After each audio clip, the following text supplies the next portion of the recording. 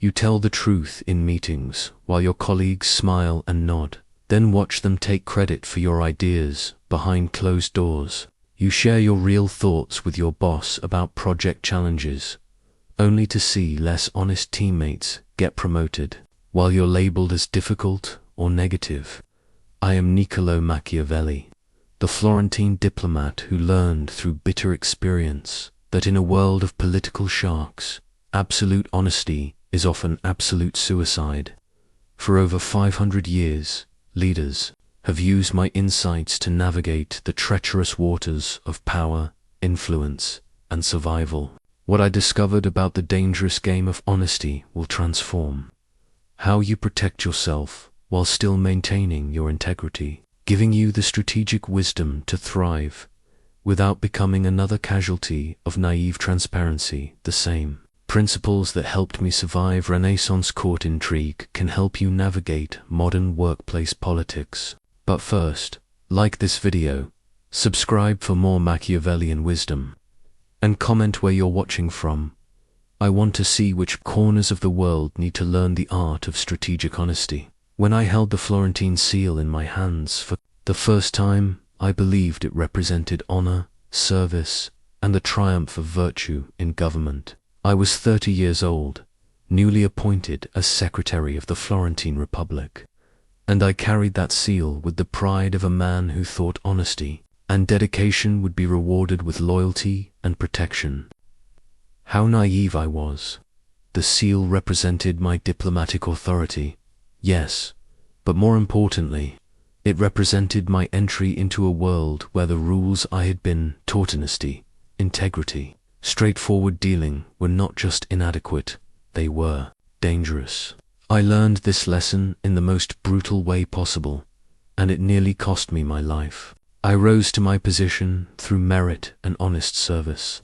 While others schemed and maneuvered, I focused on competence. When Florence needed someone to handle delicate diplomatic missions, I earned that trust through transparent dealings and reliable counsel. I negotiated with kings and princes, always representing my republic's interests with complete honesty about our positions, our needs, and our limitations. I believed that if I served faithfully and spoke truthfully, I would be protected by those I served.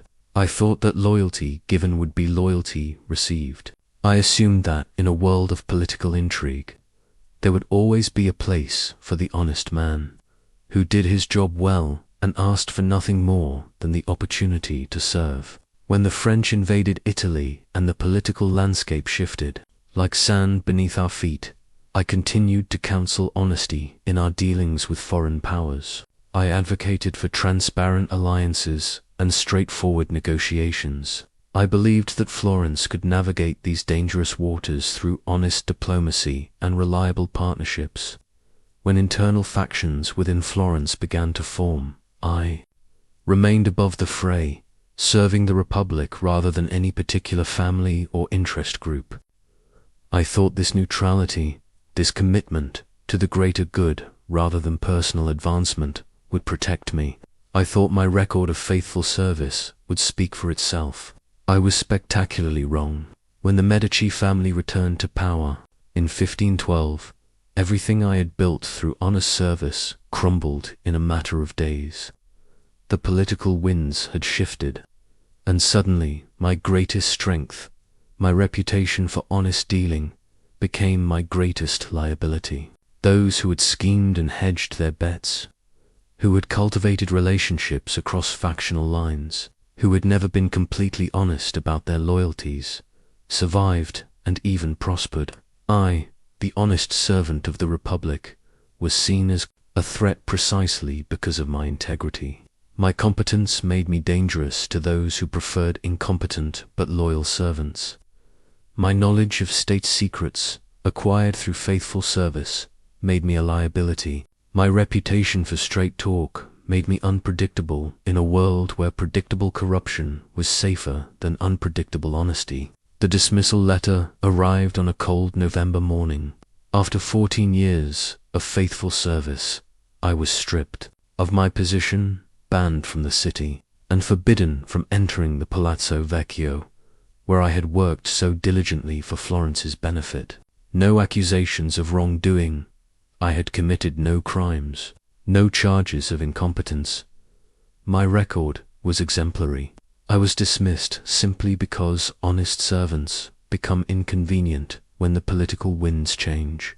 That letter taught me something that years of diplomatic education had not. In a world governed by power rather than principle, being known for your honesty makes you dangerous to those who rule through deception. Your very existence becomes a reproach to their methods, and reproaches to power are quickly eliminated. You tell the truth in meetings while your colleagues smile and nod, then watch them take credit for your ideas behind closed doors. You share your real thoughts with your boss about project challenges, only to see less honest teammates get promoted while you're labeled as difficult or negative.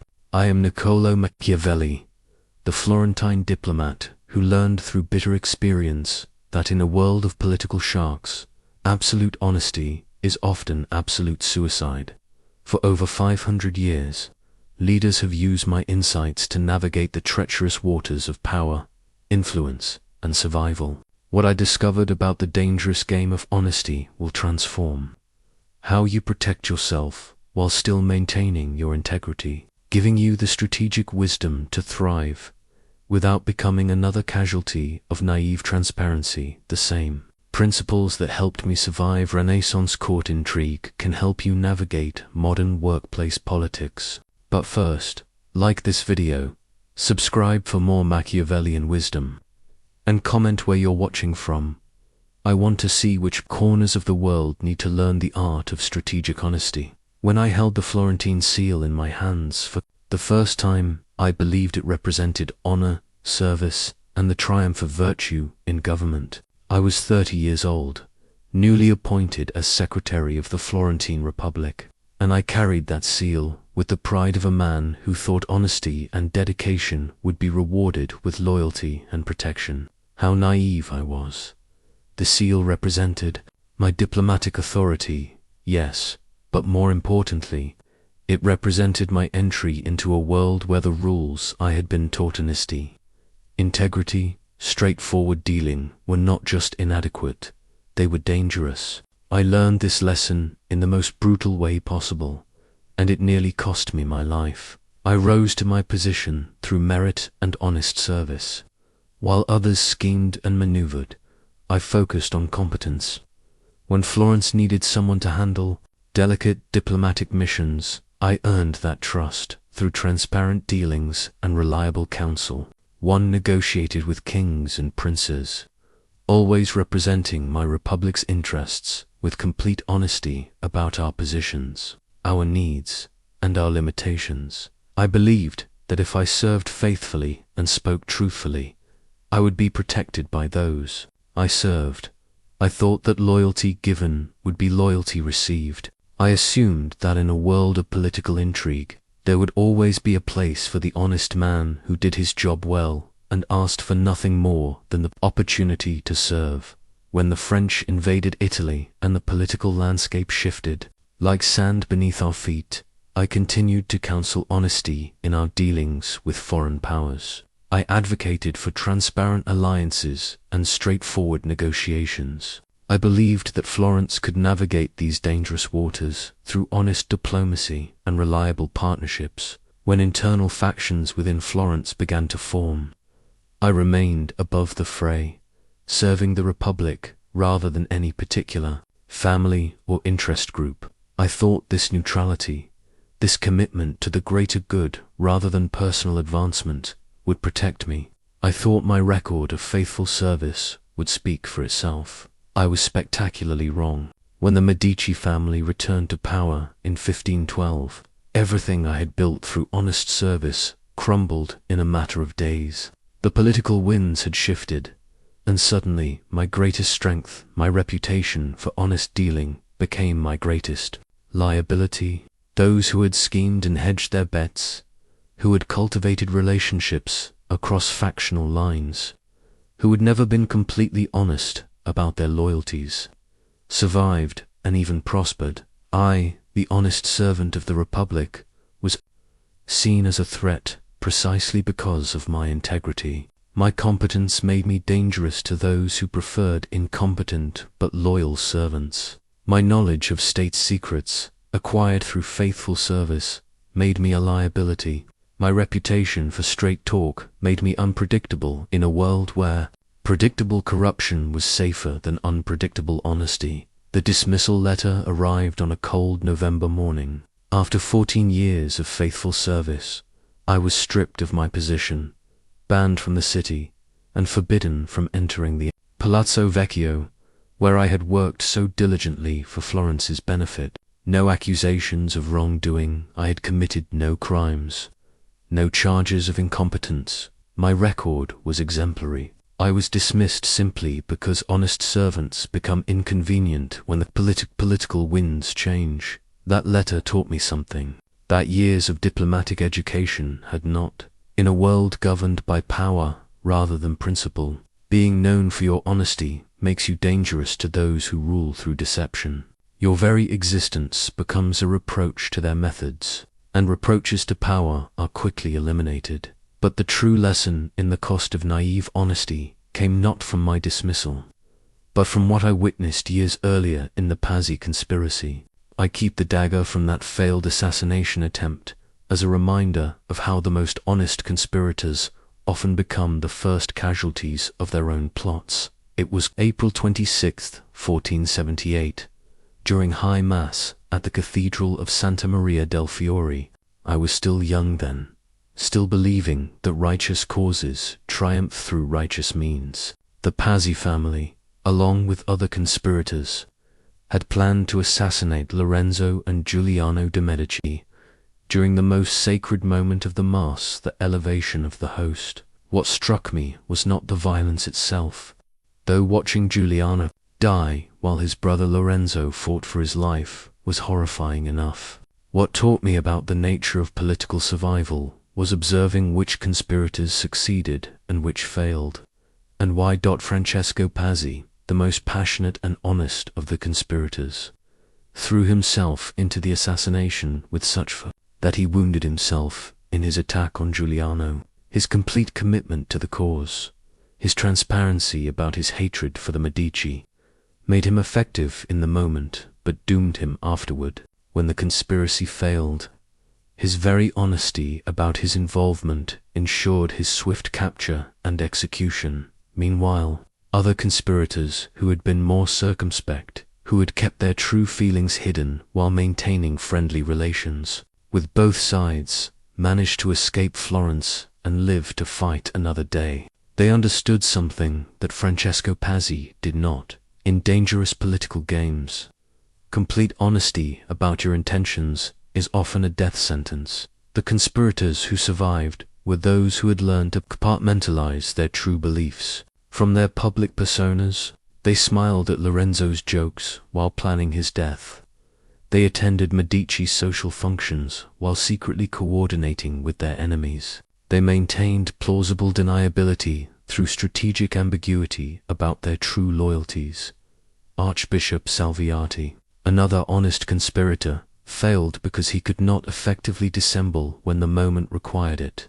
When he attempted to seize the Palazzo della Signoria, his nervous honesty betrayed him. The Gonfalonier immediately recognized something was wrong because Salviati could not maintain the casual deception that the situation required. Watching these events unfold taught me that political survival often depends not on the righteousness of your cause, but on your ability to navigate the treacherous currents of human nature and institutional power. The most moral conspirators died because their very morality prevented them from being effective in an immoral game. This was my first glimpse into a truth that would later shape my entire political philosophy. Good intentions are not enough. If you want to achieve good ends in a corrupt world, you must understand the rules that actually govern that world, not the rules you wish governed it. The Pazzi conspiracy failed not because their cause was wrong. The Medici were indeed becoming too powerful and threatening Florentine liberty. It failed because the conspirators' commitment to honest dealing made them predictable, and predictable enemies are easily defeated. Lorenzo survived because he understood that in matters of life and death, deception is not immoral, it is necessary. The torture rope hangs in my memory like a physical weight around my soul. I keep its image fresh in my mind, not from any love of suffering, but because it taught me the most important lesson of my life. When you are too trusting in a dangerous world, you become everyone's convenient scapegoat. 3 months after my dismissal, I was arrested on suspicion of participating in an anti-Medici conspiracy. The irony was not lost on me, who had served faithfully regardless of which family held power, was accused of plotting against the very people who had dismissed me from that faithful service. The evidence against me was laughably thin. My name appeared on a list found in the possession of Pietro Paolo Boscoli, a young man who had indeed been plotting against the Medici, but my inclusion on his list was not evidence of my participation. It was evidence of his hope that someone with my administrative experience might join his cause. I had never spoken to Boscoli about any conspiracy. I had never agreed to participate in any plot. But in times of political paranoia, hope becomes conspiracy, and association becomes guilt. My honest reputation, which I had thought would protect me, actually made me more dangerous to the Medici. A corrupt official can be bought or blackmailed into loyalty. An honest official who might truly believe in republican principles is a permanent threat to autocratic power. They brought me to the Bargello at dawn, and I understood immediately that my honesty had made me an easy target. While truly guilty, conspirators had fled the city or hidden behind webs of plausible deniability. I had remained in Florence, confident that my innocence would protect me. That confidence nearly killed me. The torture began with the strappado. They bound my hands behind my back and hoisted me by a rope until my shoulders dislocated. The physical agony was unbearable, but what broke my spirit was the realization of how perfectly I had set myself up for this fate. During those hours of torture, as they demanded I confess to crimes I had not committed, I finally understood the fatal flaw in my approach to political life. I had been honest about my capabilities, making myself valuable enough to be dangerous. I had been honest about my principles, making myself unpredictable in the eyes of those who ruled through fear. I had been honest about my knowledge of state affairs, making myself a repository of secrets that new rulers might find inconvenient. Most importantly, I had been honest about my whereabouts and activities, making myself easily found when they needed someone to blame. The conspirators who escaped had learned something I had not.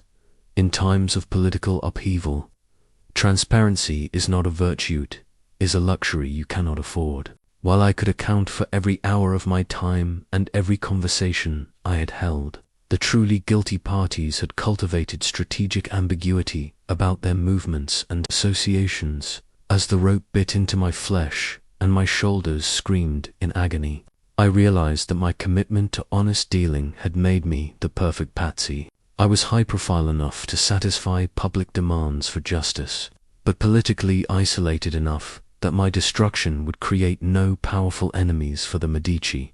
When they finally released me from the rope, I was not the same man who had entered that cell. The physical pain healed, but something fundamental had changed in my understanding of how the world actually works.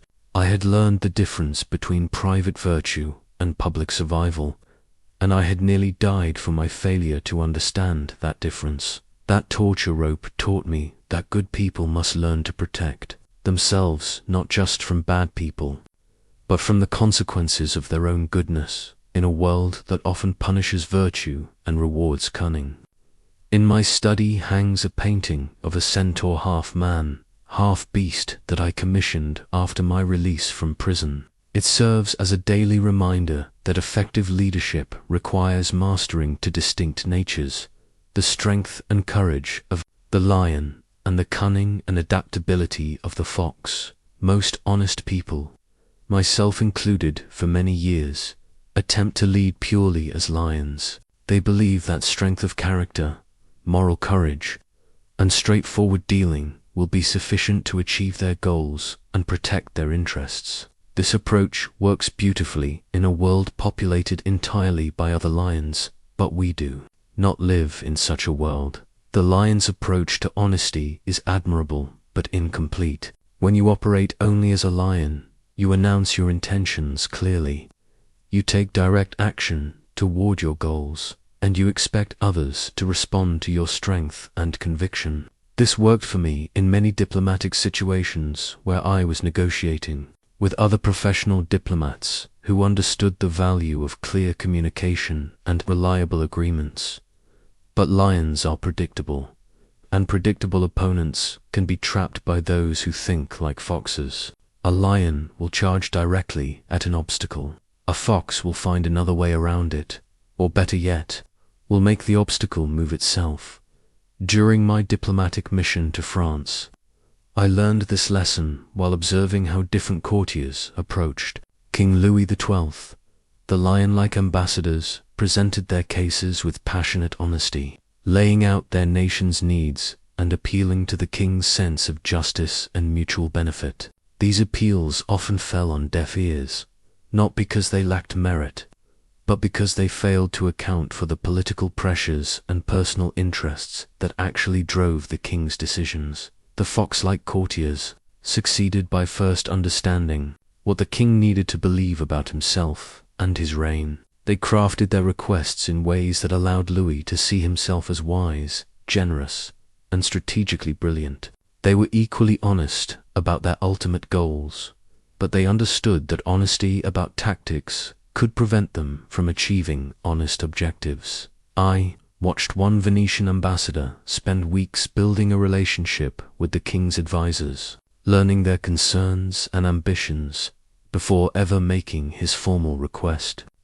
When he finally presented Venice's position, he framed it in terms of how it would enhance the king's reputation and serve his advisors' interests. The substance was identical to what other ambassadors had requested, but the approach acknowledged the fox-like nature of court politics. This taught me that the fox's wisdom is not about dishonesty. It is about understanding that in a complex world, honest goals often require sophisticated means. The fox understands that humans are complicated creatures, driven by emotions, fears, and desires that they often do not acknowledge even to themselves. When I returned to Florence, I began to observe how successful merchants operated in our competitive markets. The most prosperous were those who combined the lion's honest dealing in their core business with the fox's understanding of human psychology in their negotiations. A textile merchant might be completely honest about the quality of his cloth. He was lion-like in his product integrity, but he was fox-like in understanding which customers needed to feel they were getting a bargain, which ones needed to feel they were buying luxury, and which ones needed to feel they were making a strategic business decision. The same honest product was presented differently to different customers based on what they needed to hear. The fox's approach to honesty is contextual rather than absolute. It recognizes that truth is not just about the facts you present, but about how those facts are received and understood by your audience. A piece of information that enlightens one person might traumatize another, or be completely misunderstood by a third. This is why effective leaders must master both natures. The lion provides the moral foundation, the honest goals and genuine care for others that give your actions meaning and legitimacy. The fox provides the tactical wisdom, the understanding of timing, context, and human psychology that allows you to achieve those honest goals in a complex world. Most people who are too honest operate purely as lions. They charge directly at every problem with moral courage and straightforward communication. They become easy targets because foxes can predict their every move and set traps accordingly. The solution is not to abandon the lion's virtues, but to develop the fox's wisdom about when and how to deploy those virtues most effectively Cesare Borgia's ring sits in my private collection, not as an admiration of his methods, but as a study in how calculated ruthlessness can achieve results that pure honesty cannot. My time observing Borgia taught me the most uncomfortable truth about leadership. Sometimes good ends require methods that good people find distasteful. I first encountered Borgia during my diplomatic mission to his court in 1502. I went expecting to meet a brutal tyrant, and I found instead a leader who understood something about power that my honest Republican education had never taught me.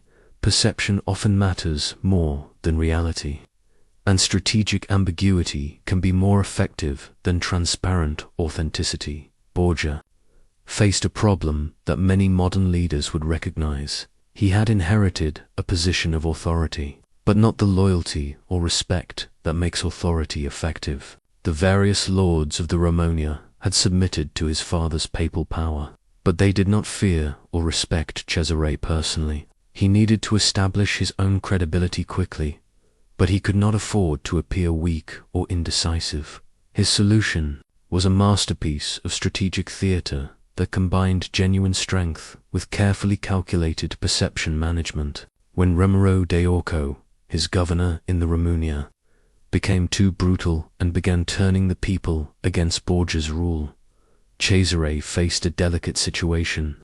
He needed to distance himself from Ramiro's excesses without appearing weak or indecisive. A purely honest leader might have publicly criticized Ramiro, announced policy changes, and tried to win back popular support through transparent reforms. Borgia chose a different path. He had Ramiro executed and his body displayed in the public square with a bloody knife beside it. Then he appeared publicly to express shock and sadness at this unfortunate necessity. The result was brilliant. The people saw that Borgia was strong enough to control his own subordinates, decisive enough to take swift action when necessary, but not personally cruel after all. He had eliminated the source of their suffering. He achieved multiple political objectives with a single action, and he did so in a way that allowed everyone to interpret his motives in whatever way they needed to see him. This taught me that effective leadership sometimes requires what I came to call noble lies, actions that are not completely transparent but serve a greater good. Borgia could have been honest about his political calculations, but that honesty would have undermined the very effectiveness that allowed him to serve his people's long-term interests.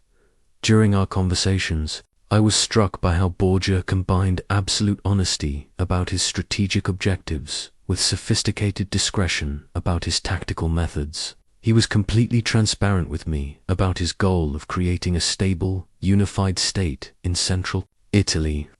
He spoke honestly about the challenges he faced and the resistance he encountered from various factions, but he was strategically ambiguous about exactly how he planned to overcome those challenges. This was not deception for its own sake, was practical wisdom about the difference between sharing your goals and sharing your methods. His goals could inspire loyalty and cooperation. His specific tactical plans, if known too widely, could be countered by his enemies. I watched him handle his relationships with subordinate commanders with the same sophisticated approach. He was honest about his expectations for their performance and honest about the rewards for success and consequences for failure. But he maintained strategic uncertainty about his personal loyalties and future plans. This kept his commanders motivated to perform well while preventing any of them from feeling secure enough to plot against him. What impressed me most was how Borgia used this approach not to become more cruel, but to become more effective at achieving genuinely beneficial results. By maintaining strategic ambiguity about his methods, he could often accomplish his objectives without having to resort to violence at all. His reputation for calculated ruthlessness became so effective that mere rumors of his displeasure could change behavior throughout his territories. This is where many people misunderstand both Borgia and my writings about him. The lesson is not that leaders should be cruel or deceptive, The lesson is that leaders who want to do good in a dangerous world must understand how power actually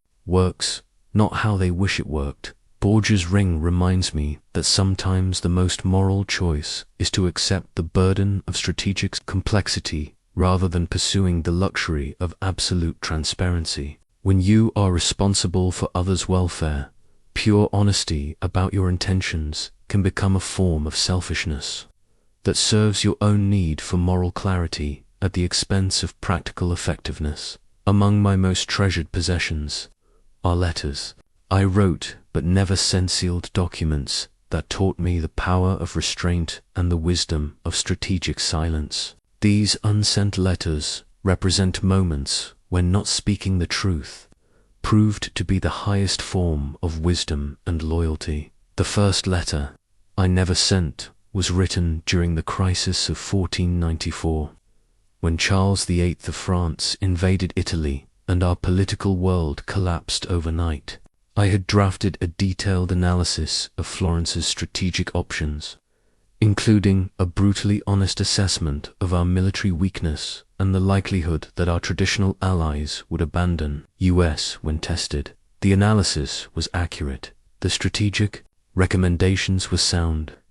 Sending that letter would have demonstrated my competence and my commitment to honest counsel. But it also would have created a written record of our vulnerabilities that could have destroyed Florence if it fell into the wrong hands. I realized that in times of crisis, sometimes the most loyal thing you can do is to keep dangerous truths to yourself.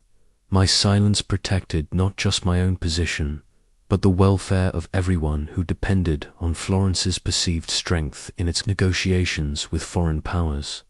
This taught me the difference between honesty as self-expression and honesty as service. When honesty serves primarily to make you feel better about your own integrity, it is a form of moral selfishness. When restraint serves to protect others from harmful consequences, silence becomes a form of moral courage. During my diplomatic missions, I learned to master what I call the art of selective revelation. When negotiating with foreign powers, I would be completely honest about Florence's commitment to agreements we were prepared to honor, but I would remain strategically silent about internal political divisions that could undermine our negotiating position. This was not deception, never lied about our internal situation when directly asked, but I understood that voluntary disclosure of every weakness or uncertainty would serve no one's interests. The foreign powers I was negotiating with did not need to know every detail of our domestic politics to reach mutually beneficial agreements. Keep another unsent letter from my time observing French court politics. I had written a scathing but accurate analysis of King Louis XII's character flaws and strategic blind spots. The letter was intended for Lorenzo de' Medici, and it would have given him valuable intelligence about how to manipulate the French king in future negotiations. But I realized that committing such observations to writing created unnecessary risks for everyone involved. If the letter were intercepted, it could destroy Florence's relationship with France. If it were shared too widely within Florence, it could be used against me by political enemies. And if it were misunderstood or taken out of context, it could undermine legitimate diplomatic efforts. Instead, I shared these insights through carefully timed private conversations, where context and nuance could prevent misunderstanding. The same information was conveyed, but in a way that served strategic purposes rather than creating strategic vulnerabilities. Strategic silence also protects relationships from the corrosive effects of unnecessary truth-telling. I have observed many honest people destroy valuable partnerships by sharing every critical observation or negative assessment that crosses their mind. They confuse transparency with wisdom and mistake emotional honesty for moral courage. One of my unsent letters was to a fellow diplomat, whose methods I found objectionable, but whose cooperation I needed for Florence's benefit.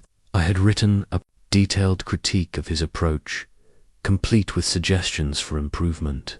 The letter was honest, well-intentioned, and would have accomplished nothing except to create an enemy where I needed an ally. The virtue of strategic silence is that it allows you to maintain your private moral standards while avoiding unnecessary conflicts that serve no constructive purpose. You can disapprove of someone's methods without feeling compelled to share that disapproval. You can maintain your integrity without forcing others to defend theirs. This principle extends to information that could harm innocent people. During various political upheavals in Florence, I became aware of the private activities and associations of many citizens. Some of this information could have been used to advance my own position or settle personal scores, but I understood that a reputation for discretion is far more valuable than any temporary advantage gained through betraying confidences. People began to trust me with sensitive information precisely because they knew I understood the difference between information that serves the public good and information that serves only gossip or personal ambition. The sealed letters in my collection remind me that sometimes the greatest service you can provide is knowing what not to say when not to say it, and to whom certain truths should never be revealed. The small mirror I carried during my diplomatic missions was far more than a vanity accessory. It was a tool for observing others while remaining unobserved myself. This mirror taught me that successful honesty requires first understanding the political climate you are entering, and that context determines whether truth-telling is wise or foolish. I learned this lesson during my first major diplomatic assignment to the court of Caterina Sforza in Fork. I arrived with detailed instructions from Florence and a straightforward agenda: assess her military capabilities and determine whether she could be a reliable ally against Cesare Borgia's expansion. My initial instinct was to present our position directly and honestly. Florence needed allies. We respected her reputation as a formidable leader, and we were prepared to offer mutual support against common threats. This seemed like a straightforward diplomatic exchange between rational leaders, but I quickly realized that Caterina's court was not operating according to the rational diplomatic protocols I expected. She was surrounded by advisors with competing agendas, some of whom were secretly negotiating with Borgia while publicly advocating resistance. Others were positioning themselves to benefit regardless of which side ultimately prevailed. If I had spoken honestly about Florence's strategic situation in that environment, my words would have been immediately reported to multiple parties with conflicting interests. Information I intended for Caterina's ears would have reached Borgia's agents within hours. Plans I meant to discuss confidentially would have become bargaining chips in negotiations I knew nothing about. The mirror allowed me to observe the subtle signals and power dynamics in the room while appearing to focus on the official proceedings. I watched who deferred to whom, who avoided eye contact with certain speakers, who exchanged meaningful glances during particular topics of conversation. Most importantly, I learned to gauge Caterina's own state of mind before revealing Florence's position. Some days she was in a mood to hear difficult truths about her military situation. Other days she was clearly under pressure and needed to hear encouragement rather than realistic assessments.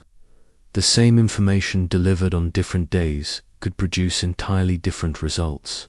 This taught me that effective honesty requires what I call contextual intelligence, the ability to read the emotional and political climate before deciding what truths to share and how to share them. The honest person who ignores context becomes like a physician who prescribes the same medicine for every illness.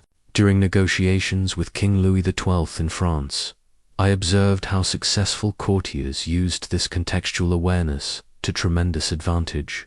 They would arrive at court early to observe the king's mood, learn what news had reached him that morning, and understand which advisors currently held his favor. Armed with this intelligence, they could frame their requests in ways that aligned with his current concerns and emotional state. If he was worried about Italian political developments, they would emphasize how their proposals served his Italian interests. If he was focused on domestic French issues, they would connect their requests to French strategic objectives. The content of their proposals often remained the same, but the presentation was calibrated to the context. This was not manipulation, it was practical wisdom about human psychology and effective communication. I began to apply this approach in my own diplomatic work. Before entering any important conversation, I would gather intelligence about the current political pressures, recent events, and emotional climate affecting the other party. I would observe body language, tone of voice, and energy levels before deciding how to proceed. When meeting with PayPal representatives, for example, I learned to assess whether they were operating under direct instructions from Rome or had discretionary authority to negotiate. If they were tightly constrained by PayPal directives, I would focus on proposals that fell clearly within their authorized parameters. If they had more flexibility, I could explore creative solutions that might serve both parties' interests. This contextual awareness also protected me from walking into traps set by those who wanted to use my honesty against me. By observing the political dynamics in a room, I could identify when someone was trying to get me to say something that could later be taken out of context or used to embarrass Florence. During one particularly tense negotiation, I noticed that certain questions were being asked in the presence of witnesses who had no legitimate reason to be in the room. This alerted me that my responses were being gathered for purposes beyond the immediate negotiation. I adjusted my communication accordingly, providing honest but carefully limited information that could not be misused. The diplomat's mirror taught me that truth-telling without contextual awareness is not virtue, it is negligence. When you fail to read the room before speaking, you may be serving your own need for self-expression rather than the legitimate interests of those you represent. The character witness scrolls that were presented at my trial represent one of the cruelest ironies of political life, how testimonials to your integrity can become weapons against you. These documents, meant to establish my honest reputation, were used to argue that someone with my moral standing would be particularly dangerous to the new regime precisely because of that integrity. The witnesses testified truthfully about my years of faithful service, my reputation for honest dealing, and my commitment to Republican principles. Every word was accurate, every assessment was fair, and every statement made me appear more threatening. To those who now ruled through different methods, this taught me about what I call the honest reputation trap.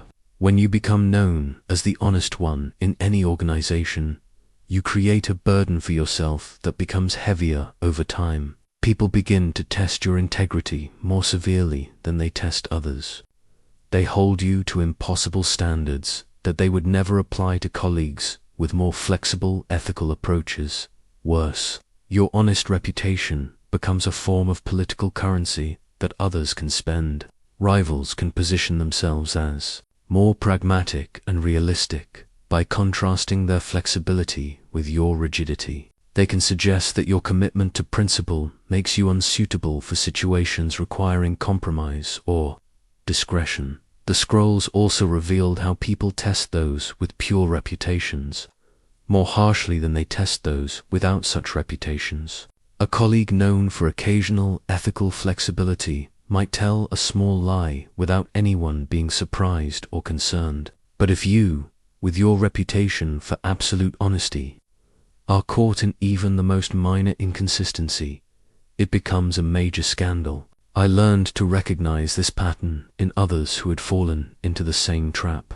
Lorenzo de' Medici, despite his many political machinations, was rarely criticized for his occasional deceptions because no one expected perfect honesty from him. But when Piero Soderini, known for his integrity, made even small compromises with principle, he was attacked more viciously than politicians who routinely violated much more serious ethical standards. The master key in my study represents the solution I developed to this problem: selective access and controlled transparency. just as a master key opens different doors to different levels of access. Strategic honesty requires creating circles of trust with different levels of disclosure. The innermost circle consists of perhaps 3 to 5 people who receive your complete honesty about virtually everything. These are individuals whose loyalty and discretion have been tested over years, who share your fundamental values, and who have demonstrated the wisdom to handle sensitive information appropriately. The second circle includes perhaps a dozen people who receive honest information about matters that affect them directly or where their counsel could be valuable.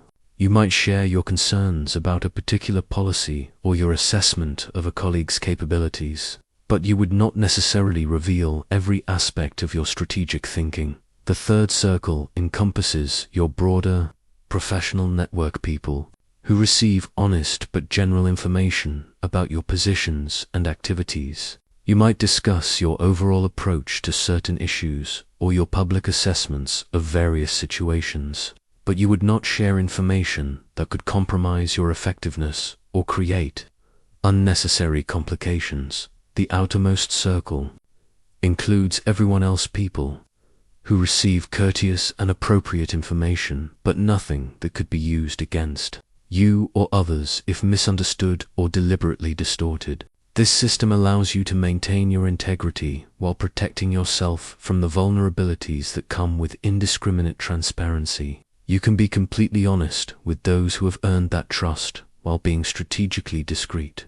With those who have not, the timed hourglass on my desk reminds me that knowing when to reveal information is often as important as knowing what to reveal. The same truth delivered at different moments can produce entirely different results, and strategic honesty requires mastering the art of timing. I learned this during the complex negotiations surrounding the League of Cambrai. Florence possessed information about Venetian military preparations that could have been valuable to various parties. Revealing this information too early might have triggered premature military action that could have been disastrous. Revealing it too late might have rendered it useless. The key was understanding not just what our allies needed to know, but when they needed to know it for the information to be most beneficial. Sometimes this meant holding on to important intelligence until the moment when it could be most effectively used.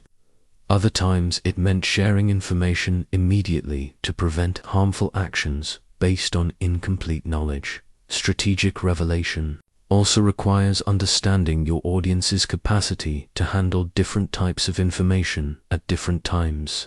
A leader under severe stress might not be able to process complex strategic analysis, but might be ready for that same information once immediate pressures have been resolved. During one particularly delicate period in Florence's relationship with France, I possessed information about French strategic weaknesses that could have been valuable to our negotiating position, but I realized that our negotiator was not yet skilled enough to use this information effectively without creating unnecessary offense. I waited until he had gained more experience and confidence before sharing intelligence that required sophisticated handling. The shield of San Gimignano hanging in my study represents the defensive strategies that honest people must develop to protect themselves from those who would exploit their integrity.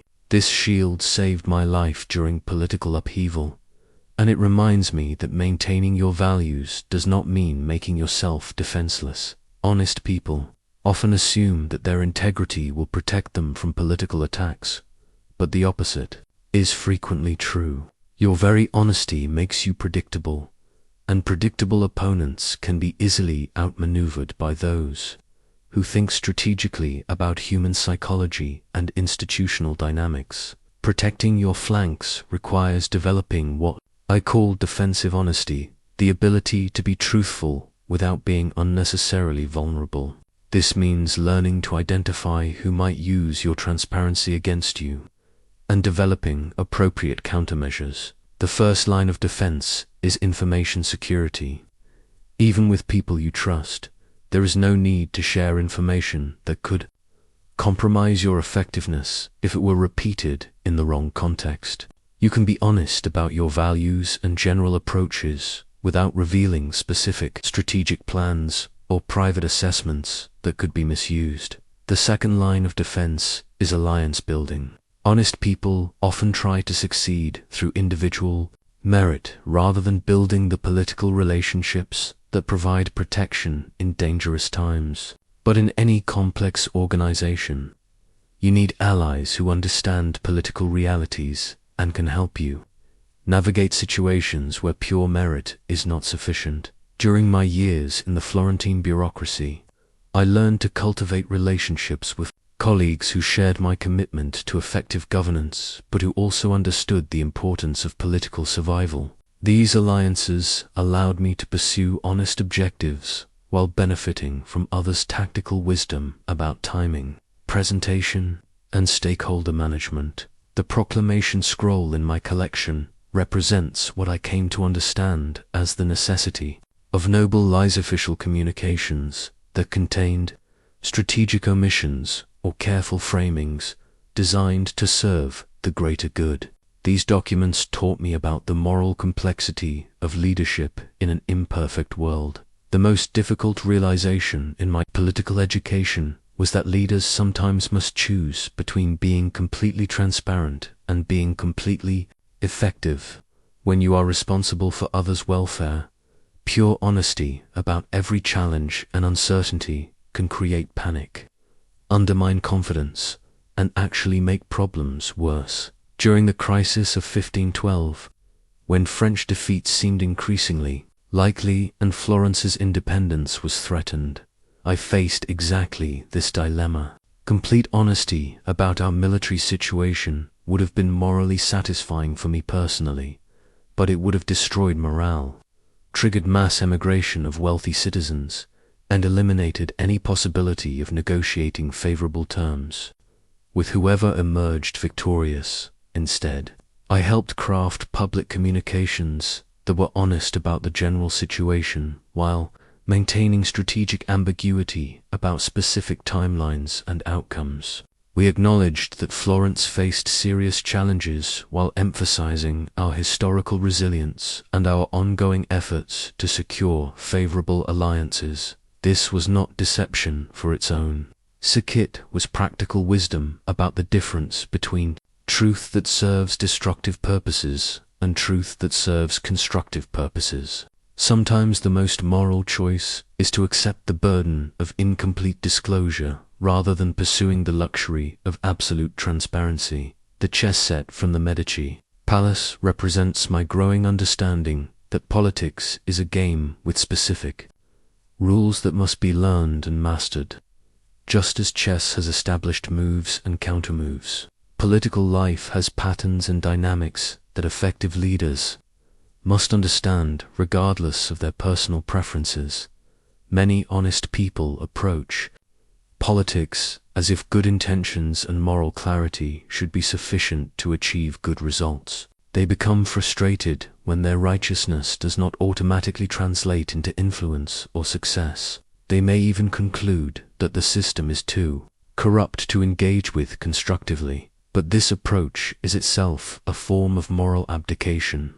If good people refuse to learn how power actually works, they leave the field to those who are willing to master these dynamics for less noble purposes. The result is not that virtue is preserved. The result is that virtue becomes irrelevant. Learning to play the political game ethically requires understanding the difference between compromising your principles and adapting your methods. Your fundamental values, honesty, fairness, concern for others' welfare should remain constant.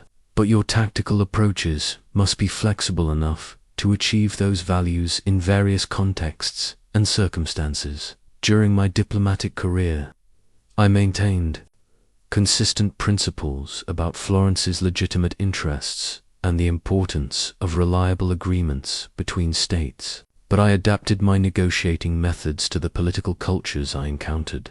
With some counterparts, direct confrontation was effective and respected.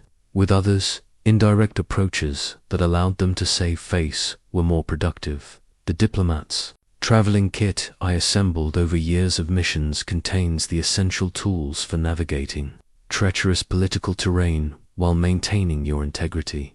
Each item represents a practical strategy for honest survivors, people who refuse to abandon their values, but who understand the realities of power. The first tool is selective honesty, the ability to tell the truth without telling the whole truth when complete disclosure would serve no constructive purpose. This is not the same as lying.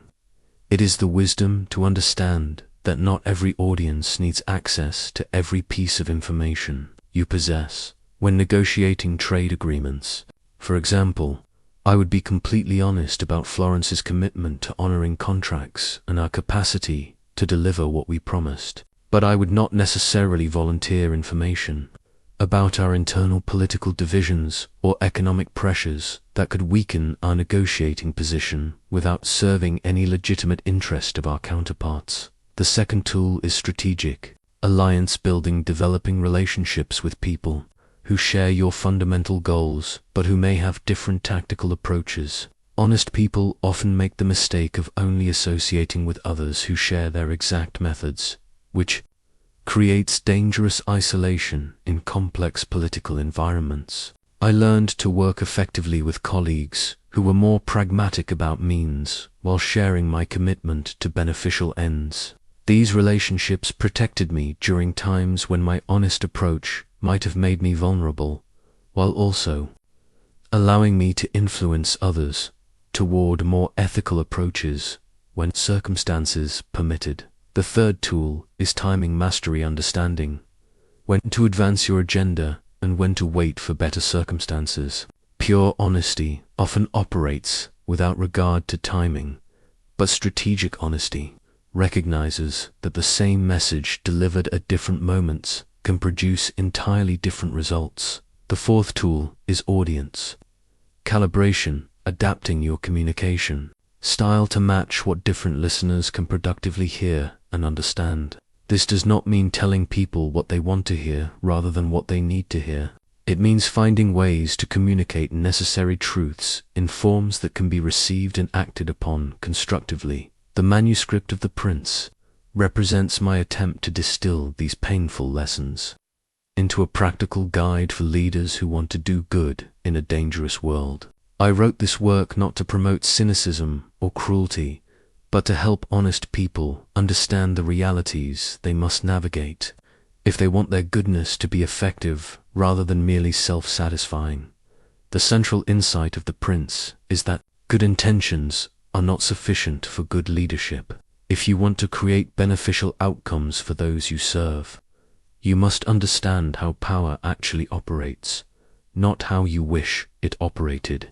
You must be willing to accept the moral complexity that comes with responsibility for others' welfare. This does not mean abandoning your values.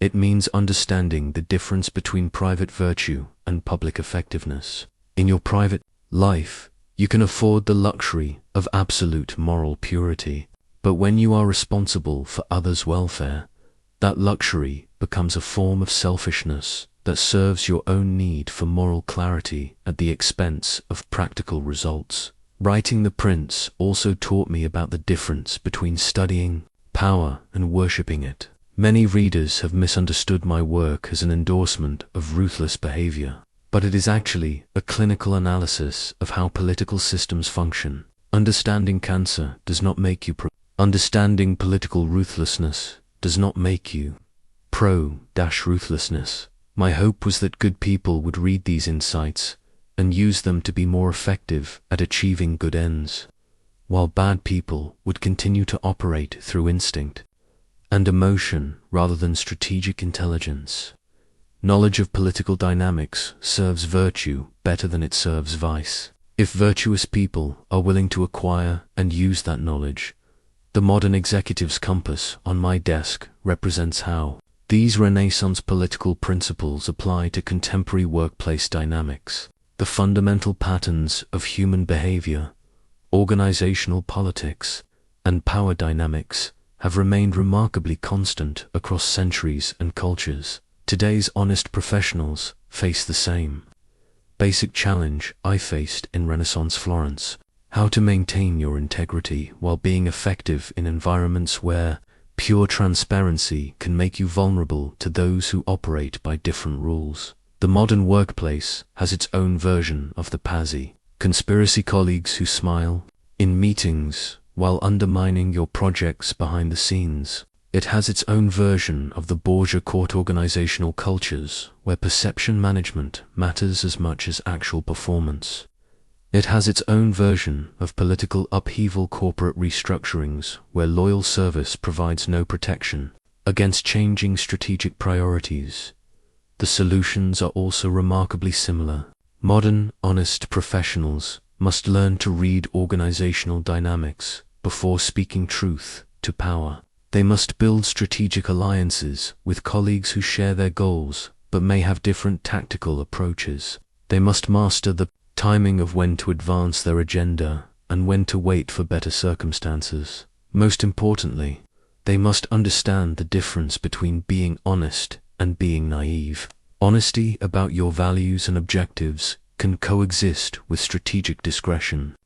About your methods and timeline, you can maintain your integrity while developing the political intelligence necessary to make that integrity effective rather than merely symbolic. The crowned philosopher's stone represents the ultimate goal of this difficult journey, becoming someone who can lead with integrity while understanding political realities. This is not about compromising your values, it is about developing the sophistication necessary to advance those values in a complex world. The greatest tragedy in any organization is when good people become irrelevant because they refuse to learn how influence actually works.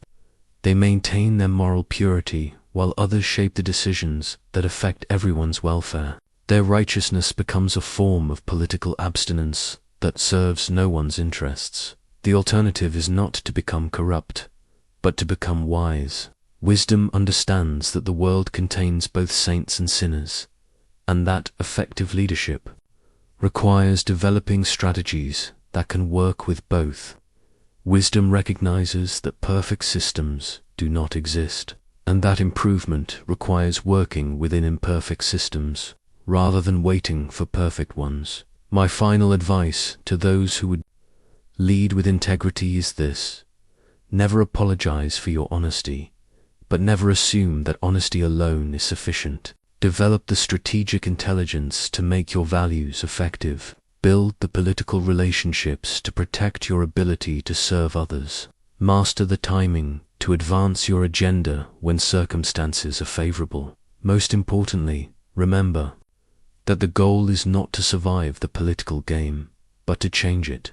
Once you understand how power works, you can begin to use that understanding to create environments where virtue is rewarded rather than punished, where honesty is protected rather than exploited, and where good people can be effective without sacrificing their souls. This is the true Machiavellian insight, not that you should abandon morality for effectiveness, but that you should develop the political sophistication necessary to make morality effective.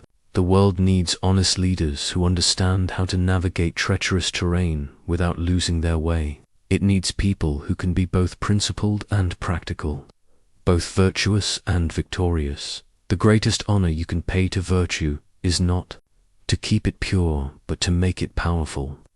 And the greatest service you can provide to those you lead is not to maintain your own moral comfort, but to develop the strategic wisdom that allows goodness to triumph in a world that does not always reward it naturally.